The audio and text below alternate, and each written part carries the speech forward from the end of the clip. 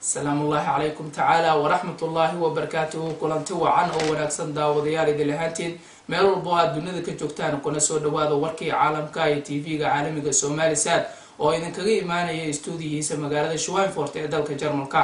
warkaan waxa u diyaara anigoo ah Cabdifataax Xuseen Goli. qodobada warkayga aad ku maqli doontaan waxa kamid ah qaar ka tirsan mudanayaasha baarlamaanka dawladda ku meel gaarka ah ee Soomaaliya ayaa si weyn ugu soo horjeestay dastuurka lagu wado in loo sameeyo dalka Soomaaliya.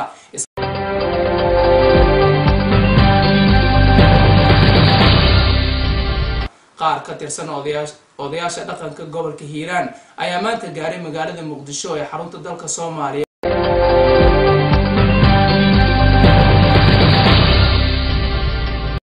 dhanka kale dawladda Norway ayaa sheegtay inay dib u celin doonto 4500 oo qaxooti magaalyadoon ah kuwaas oo ay ku jiraan dad Soomaaliyeed.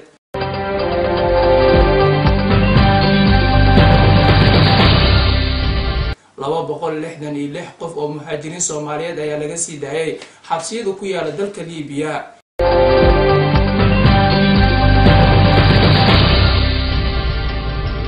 dawladda Puntland ayaa ka hadashay siideenta markab ururna ganacsato Soomaaliyeed oo ay haysteen burcadbadeeda Soomaalida.